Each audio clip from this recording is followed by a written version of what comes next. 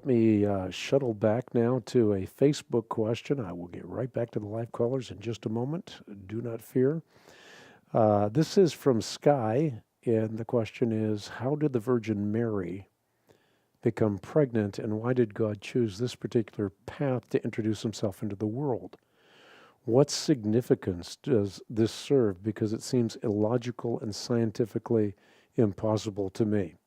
Well, first part of the question, Luke 1:35, I believe it is. And this is where we are told that the overshadowing of the Holy Spirit takes place with respect to the Virgin Mary.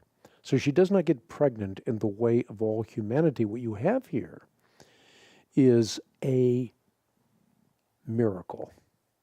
And miracles are necessary to make sense of the universe in which we live. The universe itself is a miracle. And therefore, we don't misinterpret miracles, and we try not to miscast miracles or to simply reject miracles. Because if we did that, we'd be closed-minded. To be truly open-minded, you have to allow for both natural as well as supernatural explanations for what you encounter in the universe in which you live. Well, is this illogical and scientifically impossible? It is not illogical at all.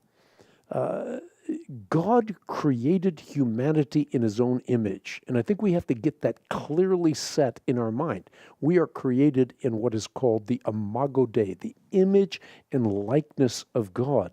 So the essential properties of human nature, properties like rationality and will and moral character and the like, are not inconsistent with the divine nature. The notion of God becoming a clam, as I've said many times on the show, would be absurd, but the reality that God became man is not. And I think it's more than just a little bit intoxicating to reflect on the reality that just as Christ is incarnate in the image of humankind, so humanity is being refashioned in the image of God. Many of you may, at least I hope, you're familiar with Athanasius of Alexandria. He was widely regarded as the greatest theologian of his time.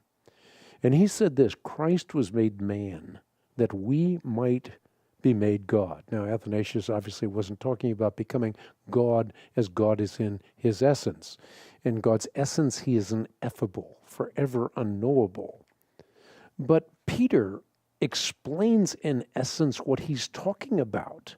We are partakers of the divine nature. So we are redeemed. We possess God's incommunicable attributes, but none of us can claim self-existence or immutability or omniscience or omnipresence or absolute sovereignty. And therefore, far from being reproductions of God, human beings are being refashioned as reflections of God. All of this is liberating for believers to revel in the reality that in the consummation of all things, God will completely restore the image of God in fallen humanity. And had not the incarnate Christ come in the image and likeness of man, there would be no hope for men and women to be refashioned in the likeness of God. So this is a great miracle. It's a wonderful thing to embed your mind in.